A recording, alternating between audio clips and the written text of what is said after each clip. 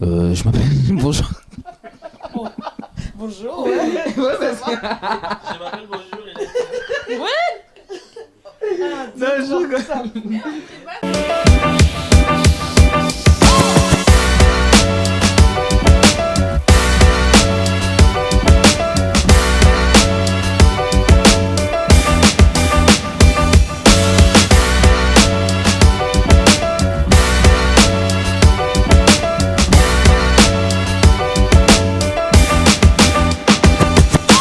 Alors bonjour, je m'appelle Dylan, j'ai 23 ans. Qu'est-ce que je peux dire de plus? Je fais de la musique. Voilà, je suis batteur depuis un bon bout de temps. Ça fait peut-être 4-5 ans que je fais de la batterie vraiment sûr. Et voilà, chrétien, forcément. Connais Christ depuis un bon bout de temps et voilà. Gloire à Dieu. Commence par les garçons. Bonjour à tous, je m'appelle Clément, j'ai 22 ans.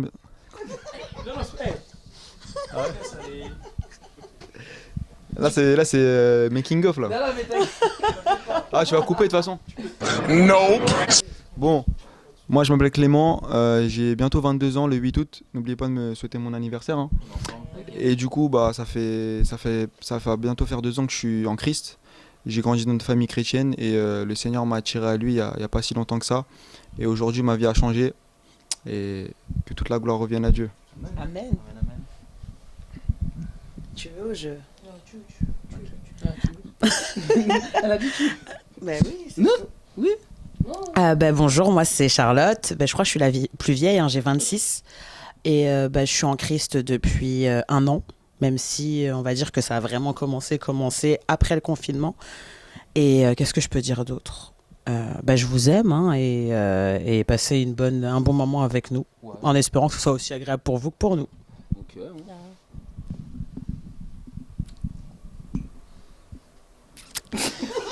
Oh, mais arrêtez! Regarde, tu m'as fait verser du jus carrément. Tu salis les tapis des pélis.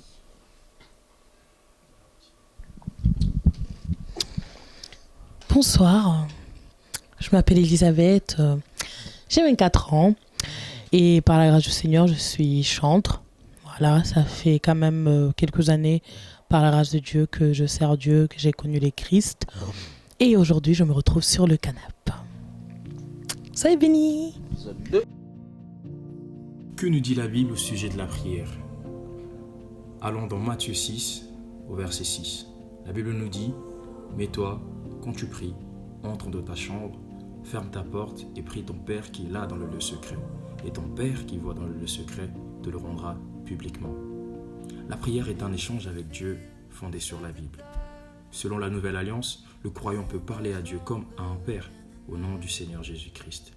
La prière peut se réaliser seule, en groupe, en tout lieu et en tout temps. Si vous voulez aller plus en profondeur, vous pouvez lire dans Luc chapitre 11, dans Philippiens chapitre 4 au verset 6 jusqu'au verset 7 et dans Actes chapitre 2 au verset 1. Maintenant, voyons ce que pensent nos invités et je vous dis à tout de suite. La prière. Alors, qu'est-ce que c'est la prière? Moi, je dirais que c'est l'un des moyens que Dieu nous a donné pour parler directement à lui. Voilà, hein. Je pense que quand on regarde dans la Bible, lui-même et tout, il nous a dit et tout que quand on veut s'adresser à lui, qu'on parle à lui à travers la prière directement, quoi. Voilà, je pense qu'il n'y a pas d'autre, à part la parole de Dieu, il n'y a pas d'autre moyen de s'adresser directement par Dieu. C'est le moyen le plus efficace. C'est un peu comme un appel normal, hein. Donc t'appelles quelqu'un si tu veux vraiment avoir quelqu'un, par exemple, on va dire et tout, que j'ai envie d'appeler Charlotte, je l'appelle directement sur son téléphone et je sais que si je l'appelle sur son téléphone, je vais la voir et je vais discuter avec elle directement. Donc je pense que la prière, c'est la ligne téléphonique spirituelle pour un enfant de Dieu, quoi. Donc c'est ça. Non mais avec une réponse comme ça, tu veux qu'on dise quoi? Je suis choquée. Il a donné la meilleure réponse. Qu'est-ce que je peux dire sur la prière sans reprendre ce qu'il a dit? Honnêtement, tu m'as pris. Enfin, qu'est-ce qu'on peut dire? C'est un moyen de communication, ça, on est tous d'accord dessus. C'est un moyen de communication qui va nous permettre de parler. Enfin, comment dirais-je? Elle va nous permettre de parler avec lui, de lui demander des choses, d'intercéder, Ouais, je vais dire que c'est un moyen de communication. C'est ce qui va nous permettre d'être en contact avec lui. Ce qui va nous permettre aussi je sais pas. Ah non, je suis choquée. T'as pris la meilleure réponse là. Non, je dirais que c'est un moyen de communication et que voilà, je vois pas ce que je pourrais dire d'autre. C'est quand tu veux. Hein. Pour pas reprendre la même chose que mes frères et sœurs ont dit, moi je dirais plutôt que la prière, au-delà d'un mode de communication, c'est aussi un mode de vie. Par exemple, quand on parle de vie de prière, et je pense qu'aussi la prière, en tant que chrétien, en tant qu'enfant de Dieu, c'est vraiment, ça devrait être notre oxygène. C'est comme, voilà, c'est notre moyen pour respirer en fait. Notre esprit, il a besoin de prière, et on a vraiment besoin de prière. Je sais pas si vous, mais moi des fois, quand j'ai pas prié dans la journée, je me sens pas très bien. Et voilà, c'est vraiment, c'est quelque chose c'est trop important quoi. Ben, la prière, pour moi, si je peux le définir en quelques mots, c'est un dialogue. C'est tout. C'est tout. Voilà ma réponse. Je pourrais pas dire plus. Elle a dit c'est tout. En fait, ça se résume à ça, je trouve. Ouais, franchement, il n'y a pas besoin de rajouter autre chose. En fait, tu vois, donc, Quelle est la place de la prière dans la vie d'un chrétien? Lisons dans Marc chapitre 1 verset 35. La Bible nous dit: vers le matin, alors qu'il faisait encore très sombre, il se leva, donc Jésus, et sortit pour aller dans un endroit désert où il pria. La prière permet à tout croyant de rester en contact de manière permanente avec Dieu. Nous pouvons voir dans les évangiles que Jésus se mettait toujours à l'écart pour prier. Par là, nous voyons que Dieu occupait la première place dans la vie de Jésus, car avant toute chose, il cherchait la face de Dieu par la prière. Vous pouvez aussi lire dans Éphésiens chapitre 6 verset 18 ou dans Matthieu chapitre 6 verset 21. Intéressant. La place de la prière, c'est pour moi c'est le plus important avec la parole de Dieu. Et pour moi c'est complémentaire avec la méditation de la parole, mais vraiment la place de la prière dans la vie d'un chrétien, c'est vraiment c'est le plus important pour moi. Parce que c'est comme on parlait de communication, c'est la communion avec Dieu par la prière. Que ce soit l'adoration, tout passe par la prière quoi. Quasiment tout passe par la prière, et pour moi c'est après Dieu c'est important.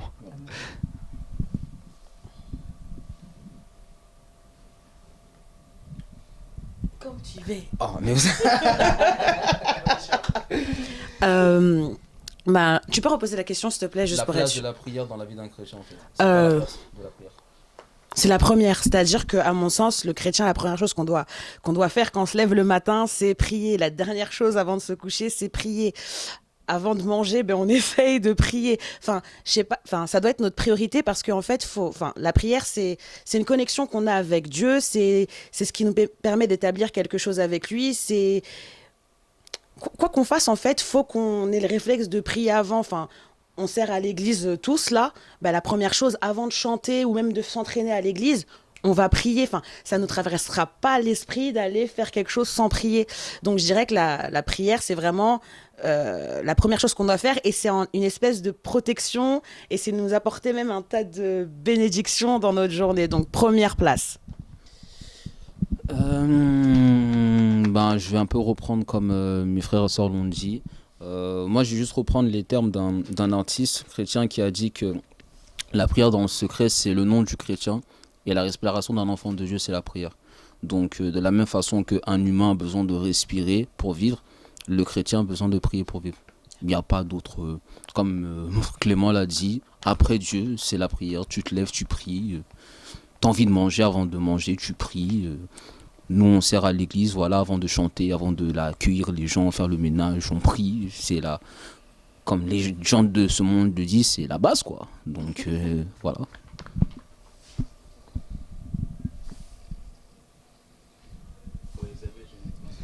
Oh, n'importe quoi. C'est ça votre problème. Vous savez même pas ce que je vais dire. Non, mais oui. Enfin, ouais. Non, mais si, effectivement, je vais répondre ce que j'ai dit par rapport à que la prière, c'est c'est la communication. Et en fait, pour moi, la prière a une place très primordiale dans la vie d'un chrétien. C'est ce qui nous permet d'être en contact avec Dieu. Donc forcément, si notre quotidien, on veut le passer avec Dieu, nous devons avoir une vie de prière. Forcément, parce que sinon, ça ne le fait pas. La prière, ça nous permet de parler à Dieu. Autrement dit, ça nous permet aussi de le connaître, je pense. C'est ce qui nous ouvre les dialogues avec les seigneurs. Donc pour moi, la prière a une place limite capitale. C'est un peu comme aussi la méditation. Pour moi, ça va de pair. Devons-nous prier tous les jours ou simplement lorsqu'on en trouve du temps? Très bonne question. Lisons dans la Bible. 1 Thessaloniciens, chapitre 5, au verset 17. La Bible nous dit « Priez sans cesse ». J'ai une question.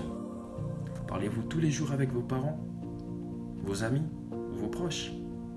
Si la réponse est oui, alors nous devons prier tous les jours. Tout bon père aime la présence de ses enfants, et tout enfant aime la présence de son père. Au-delà du devoir, c'est une question d'amour. Car lorsque j'aime quelqu'un, je veux tout le temps être avec lui. David, inspiré par l'Esprit, dit dans Psaume 42, au verset 2 jusqu'au verset 3, « Comme une biche soupire après l'eau du torrent, ainsi mon âme soupire après toi, ô Dieu. Mon âme a soif de Dieu, du Dieu vivant. » J'ai trop hâte de voir la réaction de nos invités. Je vous laisse découvrir avec moi et on se dit à tout de suite.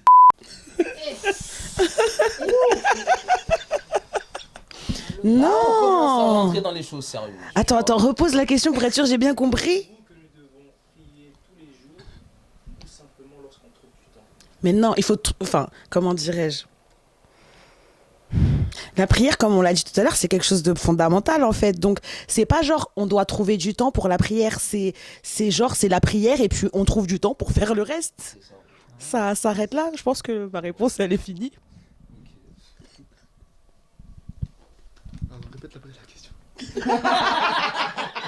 Pensez-vous que nous devons prier tous les jours ou simplement lorsqu'on trouve du temps Parce que, tout simplement, je pense que la prière, ça se résume pas seulement à trouver un temps, au-delà de passer un temps, par exemple, dans sa chambre à prier, un temps consacré que à la prière. Pour moi, personnellement, comme disait la sœur Elisabeth, c'est une relation. Moi, quand je suis dans le métro, je parle en langue. Quand je suis dans le métro, je prie. Quand je parle toujours au Saint-Esprit, quoi. En fait, c'est être conscient que le Saint-Esprit est toujours est présent en nous, et la dimension du Saint-Esprit qui est en nous, et il est partout. Et on peut lui parler n'importe quand. Jésus est là. Hein. Ok. Moi, je trouve en tout cas que... mais... Attends, les trucs ils passent là, j'ai même pas commencé. On t'a dit qu'il faut avancer, maman. Oh bon, c'est pas grave. Comme je disais, je trouve qu'en fait, faut prier tout le temps. Déjà, la Bible nous dit prier sans cesse, déjà. Et si on se base sur ça, je pense que prier sans cesse, ce n'est pas seulement genre prier sans cesse, mais c'est surtout soyez en communication ou en connexion avec Dieu sans interruption. Donc pour moi, en fait, il faut prier tous les jours, et je rejoins un peu ce que mon frère Clément a dit. Partout, c'est vraiment une wifi non-stop, quoi. On prie partout, pour tout, parce que ça nous permet aussi de rendre Dieu réel, en fait, dans notre vie. Voilà. Pas besoin de rajouter, hein. Je pense que on doit prier déjà. En tant que chrétien, on se doit de prier tous les jours. Parce qu'après, il y a un certain... Après, il faut pas arriver dans un... Comment dire? Qu'est-ce que j'allais dire? Non, parce qu'en fait, le truc, c'est que pour un chrétien, en fait, il faut prier tous les jours. Et je me dis que si... à un certain niveau, au début de ta croissance, en gros, chrétienne, tu te dois de prier tous les jours. Tu vois, après, ça dépend de la relation que tu as avec Dieu, mais c'est là, comme la sœur Elisabeth l'a dit, c'est une wifi en tout temps. Donc, même si tu n'as pas le temps, tu te dois de prier. En fait, on ne peut pas se servir du temps comme excuse. Parce que si Dieu a créé le temps, il sait que dans une journée, tu as 24 heures, tu as au moins, je sais pas moi, 30 minutes de libre pour prier. Je me dis que si dans toute une journée, tu ne pries pas, Hermano, c'est comment, tu vois? C'est mystique, tu vois, très mystique. Donc, voilà. Comment devons-nous prier? Et oui, Je sais que tu as pensé à la prière de notre Père que Jésus enseignait à ses disciples. En effet, cette prière est un modèle dans lequel Jésus nous montre l'attitude que nous devons avoir lorsque nous nous approchons de notre Père. Mais en lisant ce verset ci-dessus, on voit clairement que cette attitude, c'est l'humilité.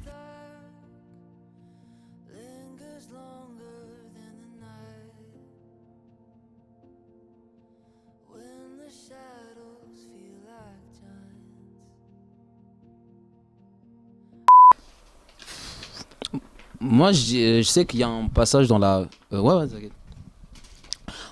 T'as mis 30 minutes. J'allais dire, mais 30 minutes, Je me suis dit, ok, tu me donnes 30 minutes. Ça va partir sur une prédication et tout. Ouais, bon, mon frère, ma soeur, on va parler de la prière et tout. Voilà, Genèse, la Bible dit que. Ok. Là, c'est à 0. Comment devons-nous prier? Comment devons-nous prier? Vas-y. Moi, je sais que dans la Bible, dans les évangiles, Dieu avait montré aux disciples, futurs apôtres, comment ils devaient prier. Donc voilà, genre le Notre Père qui est aux cieux, tout ça jusqu'à la fin. Mais moi, selon ce que j'ai appris, c'est du genre, on adore Dieu, voilà, le remerciement, l'adoration. Après, tu parles sur la prière personnelle, un peu de combat spirituel si Dieu te le permet, l'intercession et remerciement à la fin. Moi, c'est un peu le schéma que j'ai personnel, quoi. Voilà. Pour vous fouiller les micros. Mais... Ça y est, on veut plus. On veut plus. Ben, je rejoins un peu ce que le frère Dylan a dit. C'est vrai que les Seigneurs, voilà, nous a mis un peu ces versets et tout dans Matthieu, je pense. Bon, il est un peu partout. Mais en tout cas, voilà, notre Père qui est aux cieux, que ton nom soit sanctifié, etc. Je pense que c'était un type de prière pour les personnes, en fait, qui ne savent pas, en fait, comment prier afin d'avoir une base. Et en fait, cette prière nous permet, en fait, de pouvoir avoir un petit cheminement. Mais après, nous avons ce qui s'appelle le Saint-Esprit. Et pour moi, en fait, le Saint-Esprit peut te guider comme il veut, en fait. Et chaque prière ne se ressemble pas. Donc, ça dépend.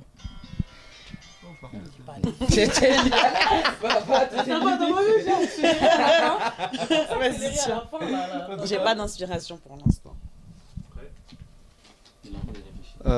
Comment devons-nous prier? Après, je sais pas si c'est la question dans le même sens que eux, mais déjà, comment devons-nous prier? On doit être disposé déjà et avoir un cœur sincère.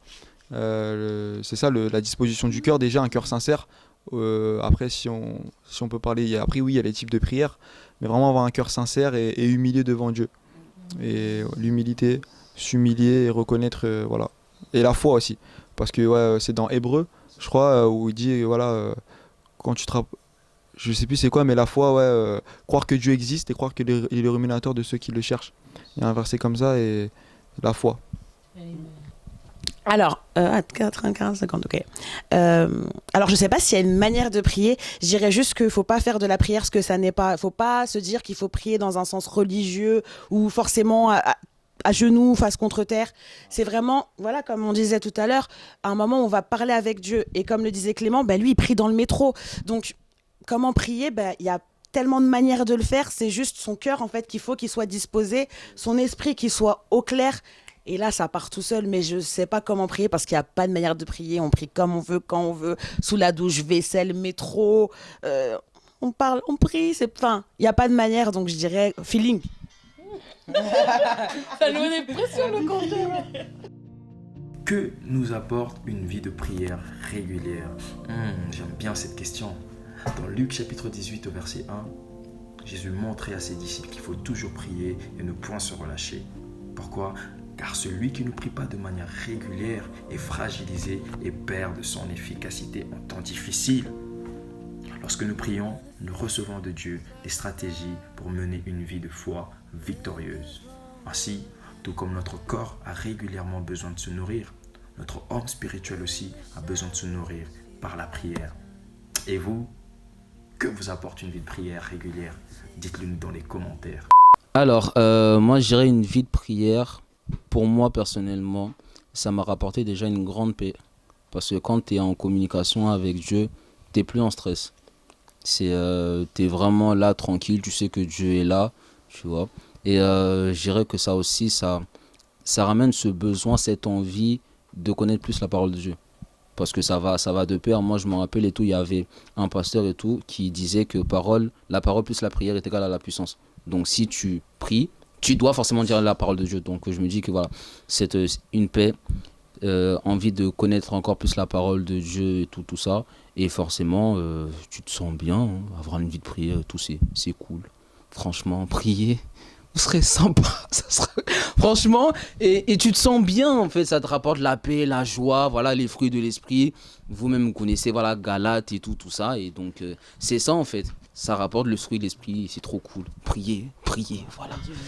Alors pour moi, la vie de prière, elle apporte beaucoup de choses. Elle apporte déjà, comme j'ai dit, je recommence.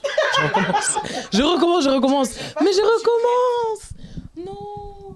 Mais pourquoi t'as pas recommencé? J'allais dire un truc et tout, mais c'est parti de ma tête.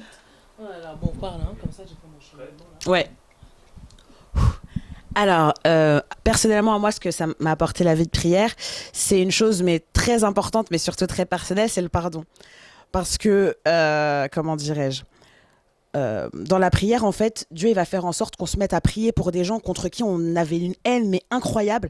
Et je me suis retrouvée à prier pour quelqu'un qui m'avait fait un mal, mais incroyable. Et je priais tous les jours pour lui. Et un jour, je me suis mis à penser à lui, mais même dans un contexte mais totalement hors prière.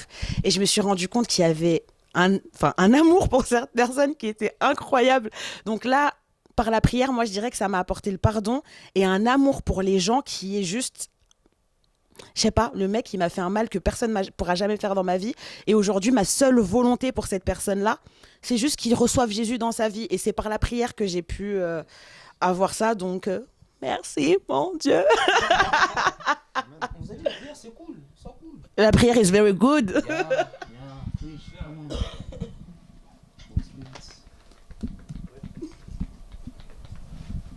La prière, ça apporte beaucoup de choses en fait.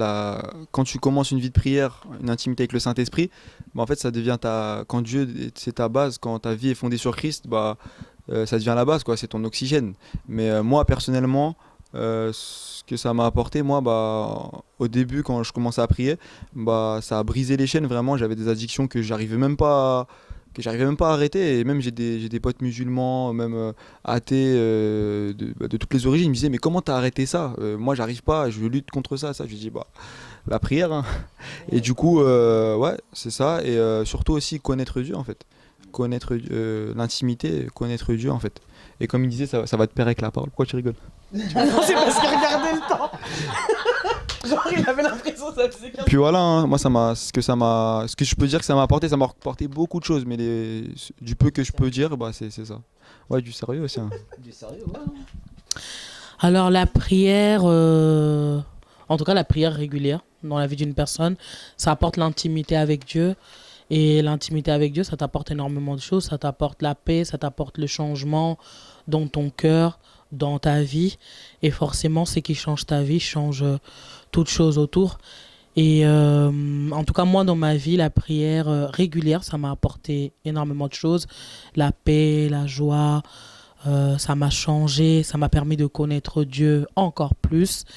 Et ça m'a permis aussi d'être attiré par les choses qui concernent Dieu, notamment la parole, notamment ce qui est autour de Dieu, en fait. Donc, je vous encourage à avoir une vie de prière régulière. journalière. Brailler. Arrière. Ok, that's it. Ça se dit, non.